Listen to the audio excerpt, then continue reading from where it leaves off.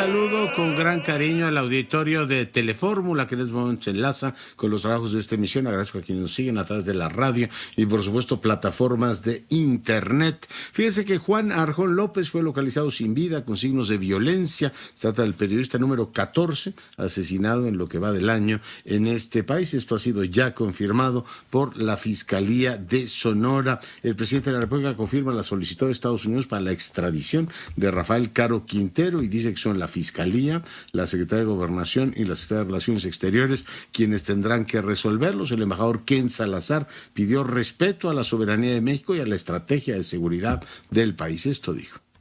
Pues, entonces llevamos un trabajo bueno y un entendimiento muy importante que se basa en algunos principios importantísimos, ¿no? Lo primero es el respeto a la soberanía de México, y en eso respetamos a la República y lo que está haciendo para la manera en que están enfocados los gobiernos al nivel federal y también el nivel estatal. Bueno, pues parte de lo que dijo el embajador de los Estados Unidos. El fiscal de Campeche presentó ante la Cámara de Diputados una solicitud de desafuero contra el diputado Alejandro Moreno. Lo acusan de enriquecimiento ilícito. Alejandro Moreno respondió que esto pues se trata de una venganza. Dice, no espero justicia de la 4T, sino venganza, pero él dice que está tranquilo. Biden firma la ley para la reducción de la inflación en los Estados Unidos, la famosa IRA, una de las más importantes de la historia del país, que incluye pues temas de salud, temas de medio ambiente. Así lo dijo Joe Biden. La ley de reducción de la inflación invierte $369 mil millones para tomar las medidas más enérgicas en toda la historia para hacerle frente a la crisis del clima y para fortalecer nuestra seguridad económica. Esto va a ayudar a las familias a ahorrar miles de dólares. Globalmente estamos hablando de 740 mil millones, ¿no? Lo que tendría efectivamente esta ley. A propósito, Jill Biden dio positivo a COVID-19. El FBI le devuelve sus pasaportes a Donald Trump después del cateo en su residencia de Mar-a-Lago. El Consejo Coordinador Empresarial advierte que sería muy costoso para México llegar al panel del TEMEC. Hay que analizar, por supuesto, las opciones. La Secretaría de Relaciones Exteriores anunció que México tendrá un centro en Qatar 22 para la afición. Se calcula que serán 80,000 los compatriotas que se desplacen. Qué suerte, ¿no? Hasta Qatar. La ONU anuncia reunión trilateral con motivo del tema de los cereales, y estarán en este caso Zelensky, Erdogan y el secretario general de la ONU. En Nicaragua ya son 3 sacerdotes detenidos por las restricciones de actos a la Iglesia Católica. Hoy se registraron 10,752 nuevos casos de COVID y 62 defunciones. Seguirán las lluvias intensas en la mayor parte del territorio nacional. Tenga usted muchísima precaución.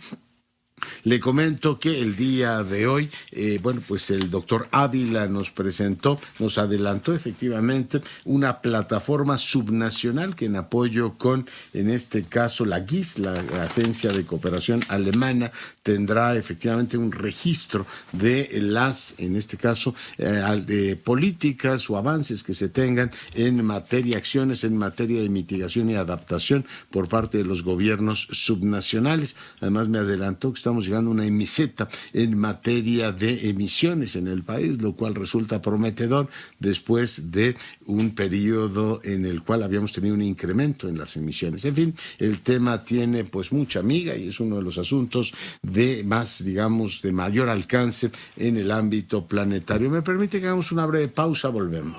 Seguimos con la información. Siguen llegando cables del asedio que el gobierno de Nicaragua está haciendo sobre la Iglesia Católica. El padre Óscar Benavides, el tercer presbítero detenido en las últimas horas por la Policía Nacional, medio de una serie de decisiones que ha tomado el gobierno dictatorial de Nicaragua. Yo le agradezco mucho al padre Rafael Bermúdez que el día de hoy converse con nosotros. Padre, buenas noches.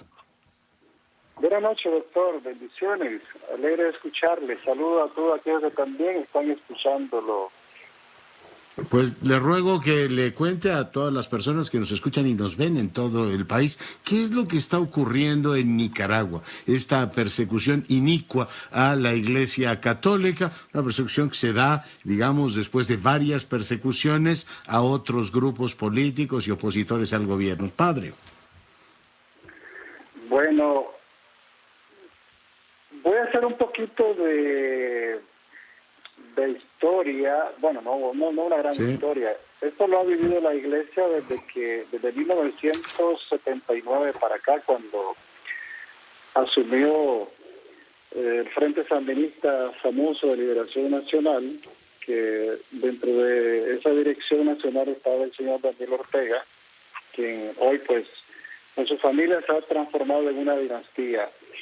Y hoy la situación que se mira más viva es que no nos quieren dejar cumplir con el Evangelio, no nos quieren dejar vivir y practicar la obra de misericordia. La obra de misericordia es dar de comer al hambriento, vestir al desnudo, visitar al enfermo, al preso, al encarcelado, etcétera. Entonces, ¿qué sucede? Y decir la injusticia, y el pueblo nos busca debido al calvario que viven, a la pasión que están viviendo, ya sea que tienen familia encarcelada, familia perseguida, familias que les han matado, familias amenazadas, familias en el exilio. Entonces, la Iglesia es el lugar de refugio para buscar un consuelo, para buscar un momento de paz, de armonía. Y, lógicamente, eso nos ha llevado también a decir, por favor, hagan un alto.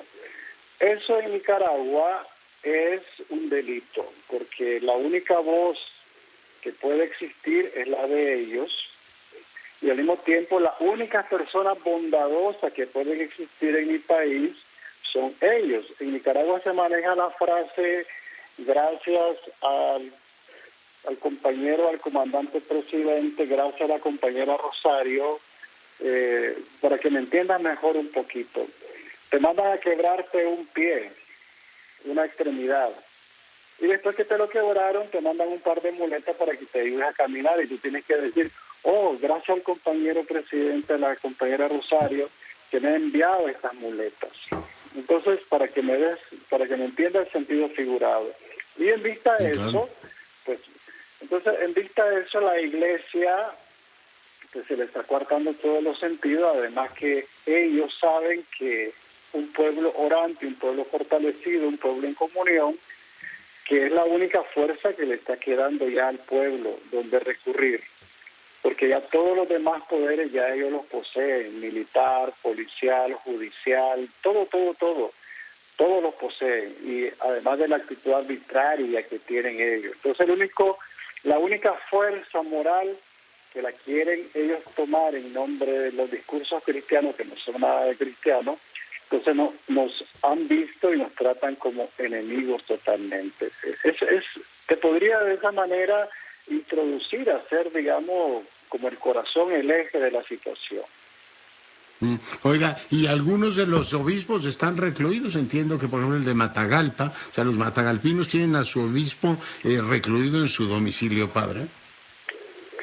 Sí, ya el obispo ya ha cumplido 12 días que le han decretado casa por cárcel junto con otros sacerdotes, un diácono, un seminarista y dos laicos más que ayudaban en el canal que tenía la diócesis, en la radio que tenía la diócesis.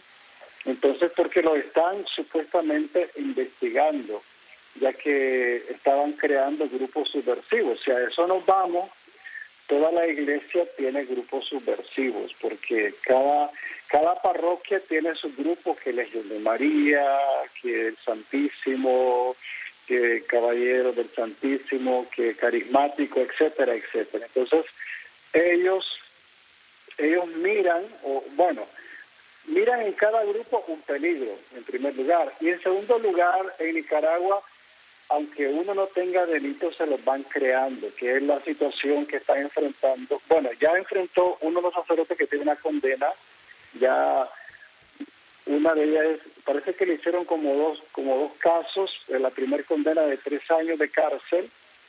Estaban con la segunda, que no estoy seguro si ya le dictaron sentencia. El segundo sacerdote, pues le crearon el conflicto de una supuesta violación. Y ahorita el tercero, no sé, todavía no han dado a conocer de qué lo van, digamos, quiénes van a aparecer, porque la gente que está al servicio de ellos son los que aparecen como testigos, como víctimas. Entonces, ellos usan la imaginación y tienen todo su cuerpo judicial, ya entre comillas, legislativo, militar, para ir actuando y no detenerse, digamos, en este sentido, ¿verdad? Entonces, el obispo no sé cuántos días va a estar ahí, mientras no lleguen a romper las puertas y a sacarlo con violencia, si van a tomar esa decisión. Y digo no sé cuántos días, ¿por qué? Porque en Nicaragua eran 48 horas lo que una persona estaba detenida para investigación. Después de 48 horas, si no se le probaba nada, tenía derecho a la libertad. Pero ellos viven cambiando las leyes a su gusto y antojo. Entonces pasamos de 48 horas obligatorias de estar detenido a 90 días. El obispo apenas lleva 12 días, así que le faltan más de 70 días para estar ahí detenido mientras no decreten finalizada la supuesta investigación de terrorismo, ¿verdad?, que ha estado haciendo, y de atentar contra la paz, contra la soberanía, y no sé cuántas cosas más, tantas palabras que manejan en ese sentido.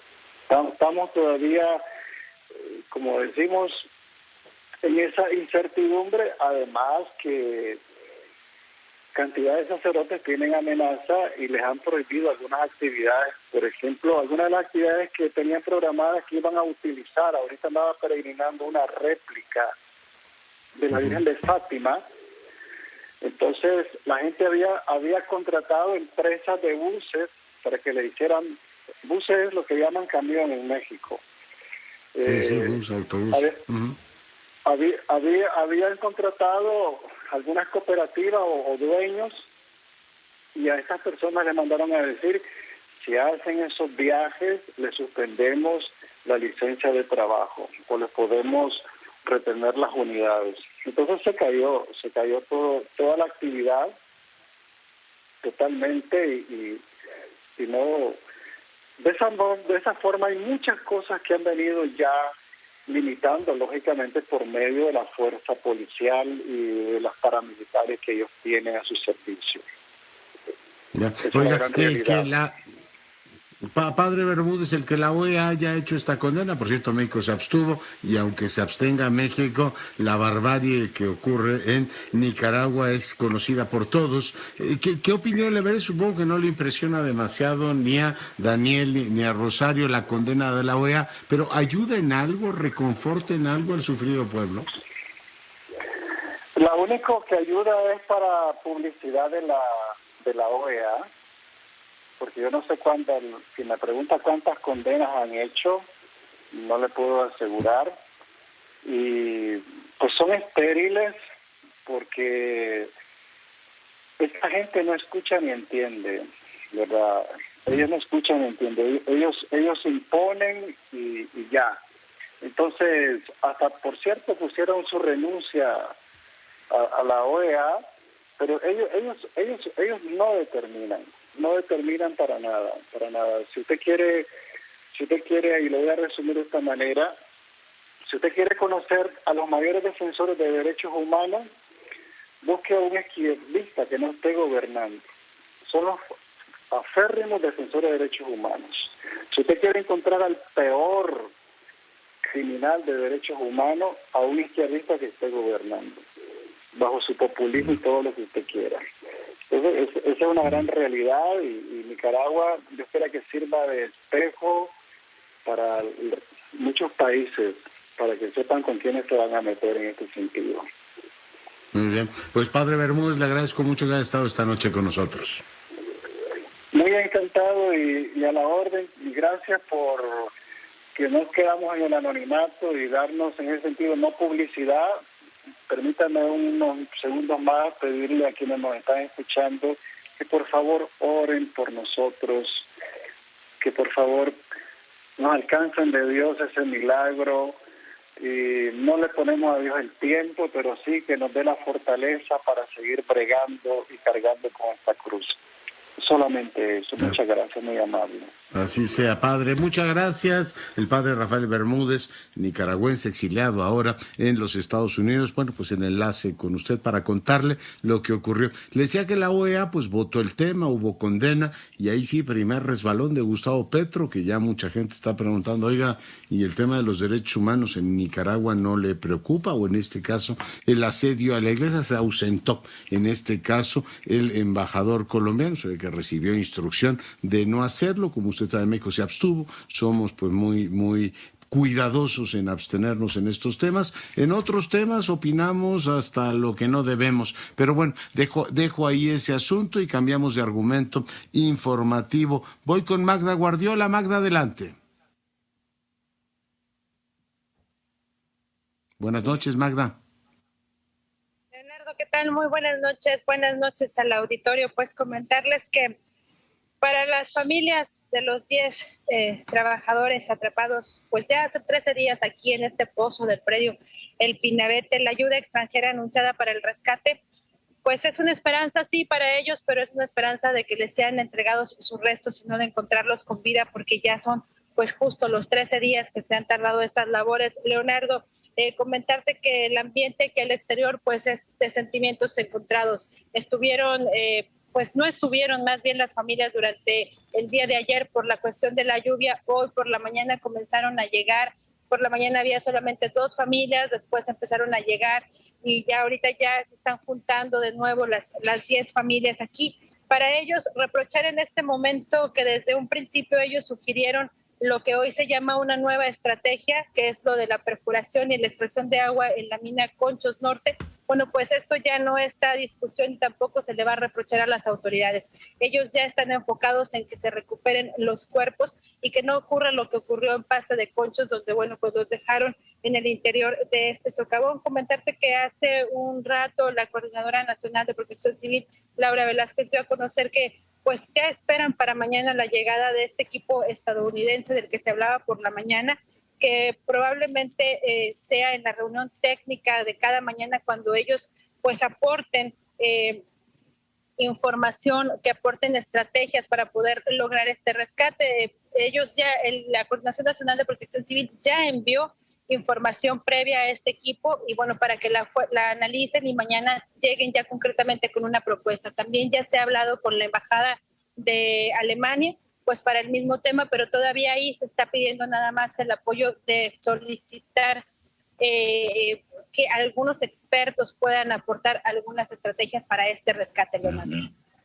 Oye, Magda, has hecho una magnífica cobertura todos estos días, pero aquí entre nos, ¿no tienes una sensación brutal de derrota? Es que yo llevo pues todos estos días hablando del tema, me enlazo contigo, escucho y por supuesto siempre tengo tenía esta esperanza de que los encontraran vivos y ahora la sensación de derrota que tengo es terrible. Completamente, Leonardo, completamente. Platicaba con las familias porque, bueno, los reporteros nacionales e internacionales se han estado yendo desde el día desde el día domingo, empezaron a retirarse. Y bueno, pues comentarte que sí, esta es la sensación no solo mía, sino de todos mis compañeros reporteros que hemos estado cubriendo esto y que hemos estado aquí con las familias, platicando, tratando de tener una relación de comunicación con ellos. Y sí, es justo claro. No hay la esperanza de que pasaban los días y esperamos el milagro, a ver si hoy y tal, y esta sensación de derrota finalmente, pues ahí la tenemos. Te agradezco mucho las crónicas y pues parece que los próximos días, pues ya el tema es en ver si encuentran o no los cuerpos y bueno, toda la discusión sobre las responsabilidades habidas y por haber en esta situación crítica que viven tantos mineros allá en Coahuila. Pero bueno, vendrán efectivamente todas las explicaciones, lavadero de manos, acusaciones al pasado, pero bueno, ahí están las familias sufriendo la pérdida de sus deudos. Magda, muchas gracias. Gracias, seguimos al pendiente. Muy buenas tardes. Qué sensación de derrota. Bueno, así dejamos este tema y bueno, pues por supuesto no lo deberíamos cerrar porque hay ciertas cosas que no se cierran en un país y ahí está, para efectivamente, pues recuerdo, yo iba a decir escarmiento de muchos, pero no tengo la impresión de que este país escarmiente nadie. Todo mundo cuando ocurre algo tenemos esa pésima disposición nacional de considerar que siempre hay una excusa porque las cosas no ocurran, ¿no? No es una cuestión sencilla de explicar y por supuesto no me voy a alargar ni a teorizar sobre la marcha, pero sí la derrota, esto pues que uno implicaría, o sea, supondría, ¿no? Que a estas alturas pues, habría gente renunciando, diciendo me voy, no por otra cosa, sino por vergüenza, ¿no? O sea, no logré resolver un tema, en este caso entiende uno que hay límites técnicos y humanos, pero todos los responsables de que esto llegara, no sé, renuncias, gente avergonzada pidiendo perdón, no, lo que tienes es lo de siempre, además con una enorme arrogancia diciendo en otras épocas se hacían estas cosas también y les impido que hagan tal o cual, en fin, declaración en tal o cual sentido, los del PRI, los del PAN, los del Morena, y así transcurre este país, con una sensación como de lavadero de manos muy poco alentadora. Edna Jaime, te saludo. Leonardo querido, bueno, pues ya pusiste el tono de la conversación y lo que quiero platicar contigo. Y bueno, me has, con esta nota anterior, pues hablar del tema de la responsabilidad, Leonardo. No hay parece que no hemos construido esta noción de responsabilidad, la responsabilidad política, la responsabilidad administrativa como funcionario público. Quien asume ese rol, pues tiene responsabilidades y tiene que rendir cuentas por la responsabilidad penal, etcétera. Será tema de otra discusión, pero te quería yo hoy continuar con mi conversación contigo sobre el tema de la salud, donde también deberíamos identificar responsables, Leonardo. No, claro, porque estamos activando una bomba de tiempo. Te mencionaba en nuestra conversación de la semana pasada estos resultados del ENSANUD que a mí, la verdad, me han cimbrado. Y mira que apenas te di algunos datos. Hay que entrarle a profundidad y lo que pues más me llamó la atención, lo que debería de estarnos resonando a todos los mexicanos es que la población más pobre es la más desatendida en estos momentos. Quien más necesita la protección del Estado mexicano es quien no la está recibiendo. Y en el ENSANUD se hacía este énfasis. En el COVID, dice el ENSANUD, la población abierta, la que no tiene seguridad social, se las tuvo que arreglar por su cuenta. Solamente 14% de esa población acudió a servicios de salud públicos. Y bueno, nosotros, y esa es la contraparte, nosotros estudiamos el presupuesto. La ENSANUD es un estudio del Instituto Nacional de Salud Pública. La verdad, celebro la existencia de la encuesta. Espero que este ejercicio nunca pare. Es muy importante para ir construyendo el sentido de responsabilidad y la rendición de cuentas y también el sentido de eficacia de la política pública. Pero yo te quiero ahora hablar de la contraparte, que es el gasto público, el presupuesto, lo que nosotros sí seguimos de manera muy sistemática. Tú lo sabes, Leonardo, tenemos nuestros números de erario y los números hablan solitos, Leonardo. Los números de erario nos van prendiendo las alarmas y desde hace tiempo, inclusive antes de la pandemia, ya lo he comentado contigo, estos números nos decían, hay que voltear a ver al sector salud, algo está pasando grave en el sector salud en materia de financiamiento. El financiamiento público para los servicios de salud. Y bueno, lo que te puedo decir es que la ENSANUD es como el reflejo de lo que del tema del financiamiento y de los recursos que estamos destinando al tema de la salud. Ha estado castigado, Leonardo. Entiendo que hubo una pandemia que trastocó pues, cualquier eje de trabajo, las prioridades. Pero lo que sí es claro es que tenemos un rotundo fracaso en una política pública. Hay que decirlo así. La ENSANUD lo dice. La población abierta está desatendida. El tema presupuestal lo dice. El INSABI fracasó. Al INSABI cada vez se le asignan menos recursos, Leonardo. el INSABI recibió fondos importantes del Seguro Popular, pero hoy el INSABI da muchas menos consultas de las que se daba el Seguro Popular todavía en el 2018 o 2019, cuando todavía existía, y el gasto año tras año, a partir de 2020, 2021, 2022, ha estado cayendo. Nos preocupa, por ejemplo, su ejercicio. Lo que no se ha gastado respecto al calendario en INSABI a abril, por ejemplo, era, Leonardo, pues 15% menos, pero respecto al 2018, cuando todavía existía el Seguro Popular, es 40% menos de recursos. Nos pueden argumentar que hay otra transición, una política pública fallida, el INSABI, y ahora nos dicen, bueno, va a ser el IMSS Bienestar quien va a atender a esta población, a los mexicanos que no tienen seguridad social y que seguramente no tienen un empleo muy estable, o sea, los mexicanos que más necesitan la atención de los servicios públicos de salud. IMSS Bienestar, hicimos el comparativo del recorte al INSABI y partimos del supuesto que a lo mejor estos recursos estaban yendo al IMSS Bienestar. No es así. El INSABI recibió 4 veces menos recursos de lo que se destinó al IMSS Bienestar. Esto quiere decir que hay un flujo de recursos para allá, pero no equivale a lo que se le está recortando al INSABI, Leonardo. O sea, en términos netos tenemos un recorte en servicios de salud para la población abierta. En la salud veíamos que se atienden en servicios privados, pero hay muchas cosas que no se están atendiendo. Pruebas diagnósticas para enfermedades crónicas se están haciendo mucho menos. Las enfermedades, la prevalencia de enfermedades crónicas está subiendo. El tema del cáncer, que es un padecimiento particular, Leonardo, hay muchas menos pruebas diagnósticas, tanto de cáncer cérvico-uterino como de mastografías. Entonces, esto es una bomba de tiempo. Mientras tanto, algunos institutos que son clave, te voy a dar algunos datos. El Instituto Nacional de Cancerología, al mes de mayo de 2022, el INCAN tuvo un subejercicio de 37%. O sea, gastó 37% menos, no es un subejercicio, gastó 37% menos que lo que ejerció en el 2021, casi 40% menos de un año a otro. Y así nos podemos ir con otros institutos. El Hospital General Manuel Gea, 32% menos que el comparativo del año anterior. El Centro Nacional de Equidad de Género y Salud Reproductiva, 90%, Leonardo. Aquí sí es abajo del programa. O sea, este año tenía un presupuesto programado, ha ejercido 90% menos.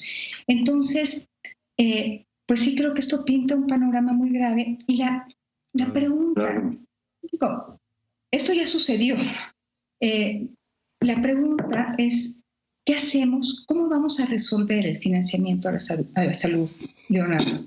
Entonces, a mí me parece que estos son los temas más importantes porque ahora sí que la línea base es el tema, ¿no? No es de los más, perdón que lo diga así, creo que el más importante. Yo recuerdo cuando hicieron la reforma del INSABI que en este caso, bueno, tengo que reconocer que dio en marcha atrás, la presidenta de la Comisión me dijo, tendríamos que gastar 6 puntos del PIB, Edna, y vamos a gastar 3, con lo cual, pues tú permites que la gente gaste de donde pueda y vaya donde pueda, a que la atiendan. Hoy López-Gatell tuvo el mal gusto de decir, es que la gente va a las clínicas estas allá al lado de las farmacias, pues va ahí, subsecretario, porque no tiene a dónde más ir. O usted dirá, bueno, pues si tienes lo que sea, desde una situación de una gripe hasta cualquier otra enfermedad, si te atienes o te esperas a que te atiendan en el servicio público, Edna, pues puedes esperar sentado. Entonces, Leonardo, yo creo que es muy importante retomar el tema de cómo damos protección a los más desprotegidos. Ese debe ser el eje. Por supuesto que se ha discutido en el pasado, cuando todavía discutíamos política pública en este país de manera seria, hablábamos de cómo hacer una reforma al sector salud para integrar servicios, para realmente construir un sistema de financiamiento sofisticado. Hemos destruido lo que habíamos edificado para la atención de la población abierta. Entonces, la gran pregunta si tú consideras que es el tema más importante, estoy contigo. Para el próximo gobierno, ¿cómo vamos a financiar la salud partiendo de una línea base de mucho más deterioro? Alta, sí. Edna, me va a sonar la campana. Te mando un gran abrazo. Gracias por el comentario. Sí. Adiós, Leonardo. Seguimos con la información. Ya está la gobernadora de Campeche con su martes del jaguar nuevamente. Fíjense que es muy interesante la figura de Laida Sansores. Antes de entrar efectivamente pues con una enorme simpatía y cercanía, mostraba el lugar donde estuvieron sus padres, dice, ahora yo sueño aquí, y es muy interesante, ¿no?, recordar a este país nuestro que inventa como nuevo lo que no lo es. En este caso, pues nos presenta a quien fue hija de, además, su padre fue presidente del PRI, gobernador de Campeche, por tanto, es la clase política que gobernó este país todo este tiempo. Igual pensaba pues en Américo Villarreal, su padre también fue gobernador. Esos son los hijos de los gobernadores priistas, los que regresan efectivamente al poder, ahora pues el que ostentaron sus padres, y todo se presenta como nuevo, ¿no?, la transformación del país, y la verdad es que uno se pregunta, bueno, a lo mejor no es transformación, es continuación,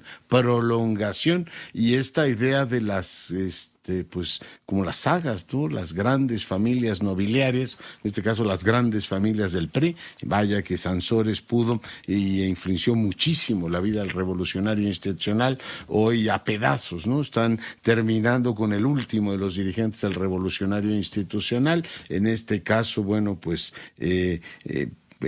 personificado por Laida Sansores. Se presenta como nuevo, lo que no es nada nuevo. Lo que sí es muy nuevo es la forma esta de pues casi de youtuber que tiene la gobernadora. La veía el otro día imitando un acento argentino, una cosa terrible, todo para insultar a mi compañero López Dóriga, lo cual pues me parece increíble que desde el poder se tolere eso. Este performance que hicieron ahí imitando La Casa de Papel, una cosa verdaderamente, bueno, usted tendrá la mejor opinión, yo lo dejo ahí, pero bueno, eso es lo único nuevo, todo lo demás es viejo, viejísimo en este país, pero la enorme habilidad que tienen, yo se la reconozco, es presentarlo realmente como si estuviera ocurriendo algo diferente, algo novedoso, ¿no? Y nos dicen, es que las nuevas fuerzas, y uno dice, son los mismos, pero o hijos de los mismos, nada más que ahora con un nuevo elemento político. Bueno, dejo ese asunto. Quiero decirle que el día de hoy Zoe Robledo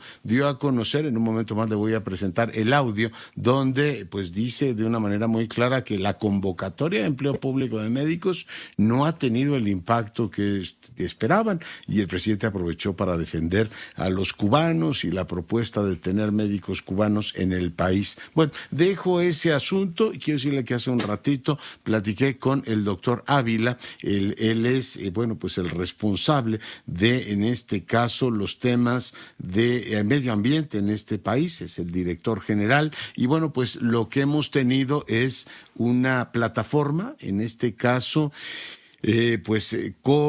trabajada con la GIS, el órgano de cooperación alemán, lo cual es ciertamente una, pues, digamos, una práctica que yo celebro ampliamente. En los últimos años se había estigmatizado también esta idea que la cooperación internacional no era una cosa buena, y ahí van a poderse registrar los avances, en este caso que tengan en el ámbito subnacional, sobre programas y políticas de reducción de emisiones y también adaptación, un tema interesante. Y también el doctor Ávila me dijo lo siguiente. Adelanto un dato exclusivo para ti. Estamos llegando en nuestro país a lo que podríamos denominar como una meseta de las emisiones nacionales de gases de efecto invernadero. Teníamos como de 1990 al 2011 un crecimiento constante de los gases de efecto invernadero que se estaba dando en nuestro país. A partir del 2011 y al 2019, los datos preliminares del 2020, tenemos una meseta y una reducción ya de esos gases. Lo que vamos a dar a conocer el día de mañana es una plataforma de seguimiento a los gobiernos estatales para que ellos puedan colocar dentro de esta plataforma las acciones que están llevando contra el cambio climático en materia de mitigación y de adaptación. Es una plataforma innovadora, pionera en América Latina. Bueno, pues es lo que me explicaba hace un momento. Y saludo ahora al doctor Rubén Aguilar. Mi querido doctor, ¿cómo estás? ¿Cómo te va? ¿Cómo estás? Oye, déjame empezar con una pregunta casi retórica. El agujero en el que se ha metido Nicaragua no tiene fin, mi querido Rubén. Vemos ahora las agresiones a la iglesia. Hace un momento conversamos con el padre Bermúdez y me contaba pues la situación que viven precisamente en aquel país, que la propia Iglesia Católica ha sido víctima del furor de Daniel Ortega. ¿No tiene límites esa vorágine, Rubén? No tiene límites hasta el día que el ejército de Nicaragua decida no seguir apoyando al dictador. La anuencia, la simpatía del presidente Ortega y su esposa, la vicepresidenta Murillo, pues no se sostienen, ya nadie está con ellos, se sostienen por el ejército, como se sostiene Maduro por el ejército, como en su momento se sostenía Chávez y el ejército lo dejó de apoyar y se desplomó, aunque su partido después ganó la elección. A mí me parece que Nicaragua llegó a su límite y solo el presidente Ortega y su esposa se sostienen por el apoyo que les da el ejército. Si hubiese un proceso electoral libre, perdería la elección. Como sabemos, siguen encarcelados los 7 candidatos que pretendieron ir a la elección pasada. Y entonces, pues esa es la realidad. Para mí el régimen está terminado y quien tiene la decisión en la mano es el ejército. Oye, obispos en prisión efectivamente domiciliaria, lo cual pues recuerda algo así como los tiempos del callismo aquí. Te pregunto, ¿el Papa no ha sido lo suficientemente vocal para denunciar esta situación, Rubén?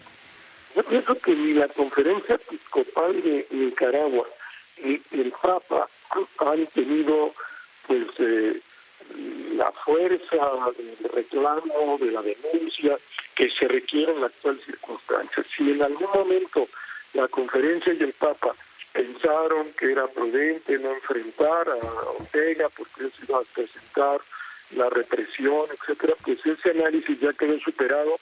No queda más la versión de Ortega, o si la Iglesia se somete de manera absoluta a su voluntad, o seguirá siendo perseguida y se incrementará la persecución. Entonces, ante esa situación, pues me parece que la Conferencia Episcopal, que incluso ha sido tibia en su declaración de defensa del obispo de Matagalpa, y la ausencia absoluta de declaraciones del Vaticano, en particular del Papa, me parece que ya no se justifican y que la Iglesia nicaragüense, la Iglesia local, representada por sus obispos organizados en la conferencia, y el Papa deberían de cambiar de estrategia y de manera abierta denunciar al régimen autoritario, represor y persecutor de la Iglesia. Ya. Oye, desde el punto de vista hemisférico, que México se haya, en este caso, abstenido en la OEA, ¿te sugiere algún comentario? ¿Ya es parte de una inercia? Tenemos un presidente muy preocupado por lo que le pase a Podemos en España, por apoyar a Melenchón, pero el caso de Nicaragua, ahí se aplica la no intervención. Rubén. Porque el presidente es un defensor de dictadores, él es un admirador de las dictaduras si estas son de izquierda. Él sí se pronuncia en contra de las dictaduras si son de derecha, pero si la dictadura es de izquierda o es de izquierda, como en el caso de Nicaragua, como en el caso de Cuba, como en el caso de Venezuela, pues él defiende un viejo esquema y revela que el presidente no es un demócrata, selecciona las dictaduras al ser condenadas, las de derecha sí, las de izquierda no, en esa vieja, romántica, vieja, equivocada idea de que estos dictadores representan la causa del pueblo. Él dice, no, son enemigos del pueblo, son enemigos de la democracia, son los enemigos de la vida institucional, son simple y llanamente dictadores, y el presidente defiende dictaduras y defiende dictadores. Ya. Oye, Boric entró, el presidente de Chile, con un discurso de derechos humanos muy sólido, pero Petro, el embajador de Petro, se retira de esta votación donde condenan efectivamente a Nicaragua. ¿Es un resbalón de Petro nada más a empezar, Rubén? Pues espero que eso sea nada más un resbalón de Petro. El discurso de toma de posesión me parece que fue muy interesante, inteligente, invitando a la unidad de todo el pueblo, a evitar la polarización en la sociedad, dejar tiempos pasados, etcétera. pero sí me parece un error, no sé si fue una falla circunstancial este retiro a la hora de votar del embajador de Colombia, que en todo caso me parece mejor que la abstención de México junto con El Salvador y Honduras, pero esperaría que en los próximos días Petro nos hiciera o nos diera a conocer su posición.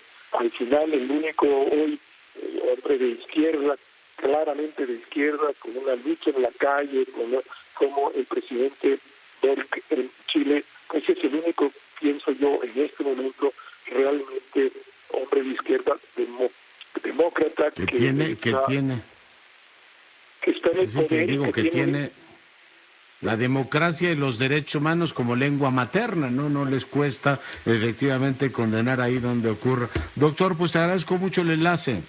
No, aquí Leonardo, un abrazo y buena tarde, noche. Gran abrazo, el doctor Rubén Aguilar, hoy para fortuna nuestra, platicando con usted. Y saludo ahora al presidente de la Comisión Nacional del Sistema para el Ahorro del Retiro, Iván Pliego. Señor presidente, ¿cómo está? Buenas noches. Muy buenas noches, doctor Curcio, ¿cómo estás? Qué gusto saludarte. Bueno, pues el gusto es todo nuestro. Dos cositas, consultarle. Por un lado, bueno, pues hemos tenido una época en la cual ha habido pues volatilidad en los mercados, suben las tasas de interés. Y bueno, pues la primera pregunta sería cómo se están protegiendo los fondos de ahorros de los trabajadores. Y el segundo tema que le dejo sobre la mesa también, presidente, es leía que la gente está haciendo retiros inusuales de su fondo, en este caso para el desempleo, para pues tratar de paliar la situación que hoy tenemos. ¿Qué me cuentas sobre los dos temas? Con muchísimo gusto. Primero que nada, en cuanto a la protección de los recursos de los trabajadores, hay que señalar que es responsabilidad precisamente de la CONSAR establecer el régimen de inversión y los niveles de riesgo a que pueden acceder los distintos instrumentos que utilizan las AFORES al invertir los recursos de los trabajadores. Por lo tanto, yo lo que quisiera transmitir como mensaje en este primer tema que comentas es que debemos tener la certeza y la tranquilidad de que el régimen de inversión establecido por la CONSAR vela por el buen resguardo de los recursos. Pero hay que entender, que tú lo sabes muy bien, estimado Leonardo, que la naturaleza de las inversiones es volátil, y por eso eventualmente de cuando en vez se reportan minusvalías, pero las minusvalías son el retrato de un momento, puede ser un mes, puede ser una semana, etcétera, que no significan pérdidas, a menos que retiremos los recursos o que hagamos algún traspaso. Por eso la recomendación en momentos de minusvalías, como lo son hasta el momento por lo que hemos visto en lo que va del año, la recomendación es que no se hagan traspasos de una AFORE a otra, porque entonces sí, las minusvalías se convertirían en pérdidas de los recursos de los trabajadores.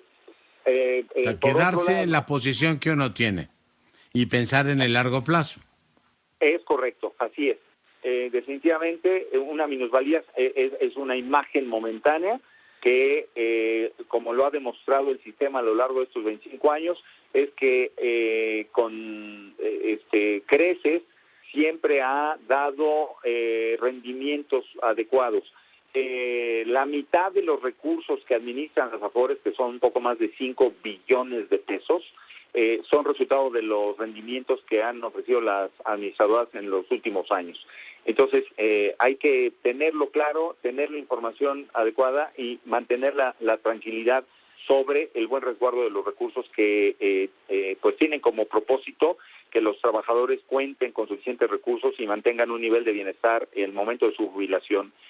Ahora, efectivamente, la tendencia de solicitud de recursos anticipados por motivos de desempleo, hay que decirlo que es un beneficio que tienen los ahorradores mexicanos en este sistema. También los mexicanos pueden disponer de recursos, por ejemplo, por razones de matrimonio. Claro, pues es un propósito más feliz, alegre y loable, si quieres, frente a la necesidad de enfrentar una situación de desempleo.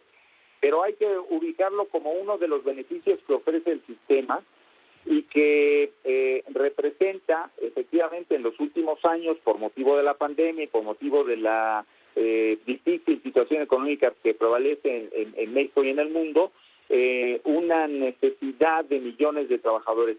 Te puedo decir que hasta lo que va del mes terminó el mes de julio, se han retirado más de 12,000 millones de pesos por parte de un poco más de 1 millón de trabajadores en este año. La buena noticia es que han logrado enfrentar una situación difícil, pero no debemos olvidar que el propósito del sistema es el ahorro para el retiro. Por lo tanto, y pregunta ahí, presidente, en este caso el fisco le da la dentellada ese dinero que retiran. O sea, cuando retiran dinero, ¿te vuelven a quitar impuestos sobre la renta? Bueno, efectivamente hay una circunstancia, digamos, de orden fiscal que también afecta o añade, digamos, un porcentaje, así sea mínimo. Por eso es que la recomendación es mantenerse digamos, bien informado y atento a la circunstancia que nos afecta en lo individual. Entonces, si yo sacara dinero ahora de mi fondo, el fisco me cobra impuestos sobre la renta, ¿no? O sea, ahí sí dan la dentellada completa, lo cual a mí me parece, no le pido que se pronuncie usted, pero absolutamente confiscatorio, porque es dinero que la gente ya pagó ISR, ¿no? Y ahora lo requiere y es su fondo, ¿no? Bueno, hay otros beneficios también para complementar esta idea de la participación de orden fiscal. Cuando tú haces ahorro voluntario, puedes tener beneficios fiscales. Si haces, está topado, digamos, a 158,000 pesos al año, pero si tú haces aportaciones de ahorro voluntario, estos tienen un beneficio fiscal porque sí los puedes abonar a tu pago de impuestos.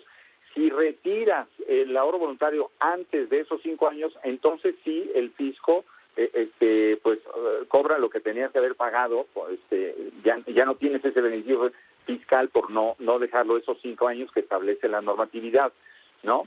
Pero el beneficio del retiro de recursos de manera anticipada hay que tenerlo muy, muy, muy claro. Es una ayuda para el momento, pero debe de recuperarse a la brevedad.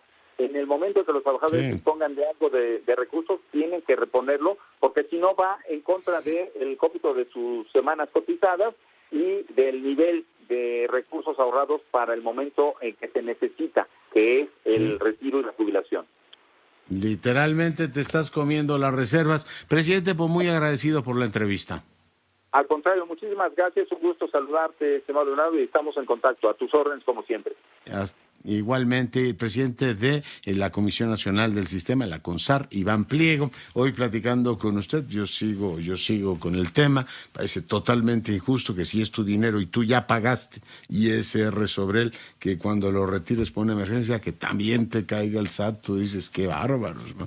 Pero bueno, pues como dicen por ahí los hacendarios, ni un peso atrás, ellos recaudan y no dirán que no es el mejor momento para hacerlo. Nos vamos, sea rabiosamente feliz, se lo merece.